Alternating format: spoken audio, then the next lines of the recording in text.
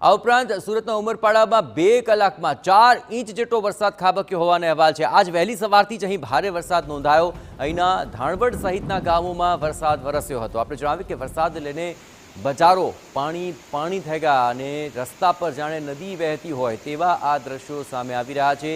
2 જ કલાકની અંદર અહીં 4 ઇંચ જેટલો વરસાદ ખાબક્યો હતો અને તેને કારણે નદી નાળા છલકાઈ ઉઠ્યા છે। ધાણવડ અને તેની આસપાસના વિસ્તારોની અંદર પણ ભારે વરસાદના અહેવાલ છે। આપણે જણાવીએ કે આ સમગ્ર દ્રશ્યો જે સામે આવી રહ્યા છે તેમાં 2 જ કલાકમાં 4 ઇંચ જેટલો મેઘરાજાની તોફાની બેટિંગનો નજારો સામે આવ્યો। ત્યારબાદ નદી નાળા છલકાઈ ઉઠ્યા અને આસપાસના વિસ્તારોમાં પણ જળબંબાકારની પરિસ્થિતિ છે। ખાસ કરીને મુખ્ય બજારોમાં પાણી વહેતા થયા હતા।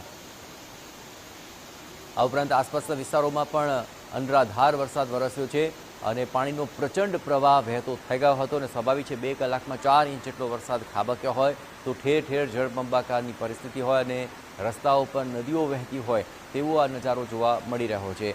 હાલ ગુજરાતની અંદર એકસાથે 3 સિસ્ટમ સક્રિય થઈ છે અને આગામી દિવસોની અંદર પણ ધોધમાર વરસાદ અલગ અલગ વિસ્તારોમાં વરસે તેવી શક્યતાઓ અત્યારે વ્યક્ત થઈ રહી છે અને મેઘરાજાની તોફાની બેટિંગ દક્ષિણ ગુજરાતમાં તો શરૂ થઈ ચૂકી છે, જેમાં સુરત અને તેની આસપાસના વિસ્તારોની અંદર મેઘરાજાની તોફાની બેટિંગ જોવા મળી રહી છે।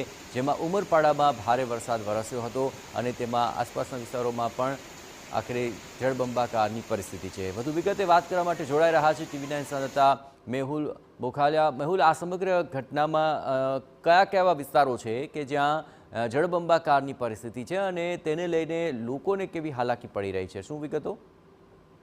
બિલકુલ, સુરત જિલ્લામાં દર વર્ષે ચોમાસાની સિઝનમાં સૌથી વધુ વરસાદ સુરતનું ચેરાપુંજી ગણાતા ઉમરપાડા તાલુકામાં વરસે છે। થોડા દિવસના વિરામ બાદ ફરી એકવાર ઉમરપાડા તાલુકામાં ચોમાસાની સિસ્ટમ સક્રિય થઈ છે અને આજરોજ સવારથી જ મેઘરાજા તોફાની બેટિંગ કરી રહ્યા છે। જે રીતે તંત્ર પાસેથી માહિતી મળી રહી છે, સવારથી અત્યાર સુધીમાં 5 ઇંચ વરસાદ ખાબક્યો છે। જે રીતે વરસાદ ખાબકતા નદી નાળાઓ છલકાઈ ગયા છે અને ઉમરપાડાની બજારો પાણી થઈ ગઈ છે। જે નદી નાળા નજીક જે ઘરો આવેલા છે તેમાં પણ પાણી ઘૂસી ગયા હોવાના સ્થાનિક સૂત્રો પાસેથી માહિતી મળી રહી છે। જે રીતે 5 ઇંચ વરસાદ ખાબકતા તંત્ર દોડતું થઈ ગયું છે અને હાલ સાવચેતીના પગલાં ભરી રહ્યું છે। આભાર મેહુલ, તમામ ગતિવિધિઓ પર આપ નજર રાખતા રહેજો। તંત્ર સાવચેતીના પગલાં તો લઈ રહ્યું છે, પરંતુ વરસાદ અનરાધાર છે અને તેને કારણે જળબંબાકારની પરિસ્થિતિ છે।